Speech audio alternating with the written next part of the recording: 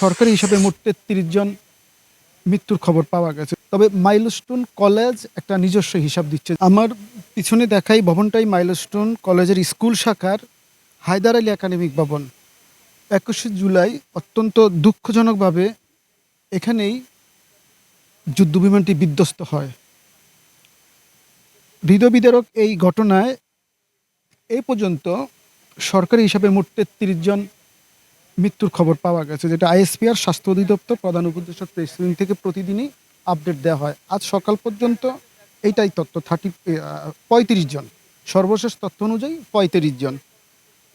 এটা হচ্ছে সরকারি হিসাব, যেটা আইএসপিআর স্বাস্থ্য অধিদপ্তর এবং প্রধান উপদেষ্টার প্রেস উইং থেকে প্রতিদিনই আপডেট বা প্রতি মুহূর্তে আপডেট হয়। তবে মাইলস্টোন কলেজ একটা নিজস্ব হিসাব দিচ্ছে, যেটা আমাদের স্টুডেন্ট, স্টাফ এবং গার্ডিয়ান, টিচার্স যারা আহত নিহত হয়েছে, ওই হিসাব করলে এই পর্যন্ত মাইলস্টোন কলেজে মৃত্যু সংখ্যা দাঁড়িয়েছে ৩৩ জন। এই ৩৩ জনের মধ্যে ২৬ জন শিক্ষার্থী, ২ জন শিক্ষক, ৪ জন অভিভাবক, ১ জন আয়া আছে। আপনাকেই বলছি, ইন্স্যুরেন্স করলে সিটিতে সুরক্ষা পাবেন নিশ্চিতে।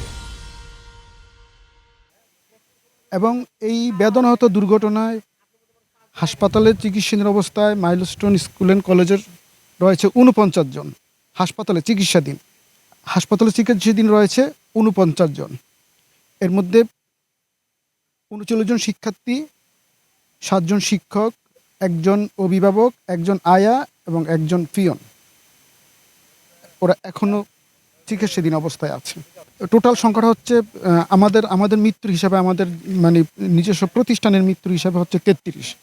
আর সরকারি হিসাবে যেটা আইএসপিআর স্বাস্থ্য অধিদপ্তর বলে বা প্রধান উপদেষ্টার প্রেস উইং থেকে আপডেট হয়, সেটা হচ্ছে ৩৫ জন। না, এই যে তথ্যগুলি দেওয়া হচ্ছে এটা একেবারেই সঠিক। সরকারি হিসাবটা শতভাগ সঠিক আছে, কারণ আমাদের যে সেল তৈরি হয়েছে, কন্ট্রোল রুম তৈরি হয়েছে, ওখানে একটা তদন্ত কমিটি হয়েছে এবং ওই তদন্ত কমিটি যেটা করছে যে ওই দিনের উপস্থিতি সকল অভিভাবকদের সাথে, সকল ফ্যামিলি সবার সাথে কথা বলে এই সংখ্যাটা নির্ধারণ করছে। তো এখানে হাইট করার একেবারেই কিছু নেই, এটাই সঠিক। এটা অলরেডি গতকাল তো তদন্ত কমিটির সময় শেষ হওয়ার কথা।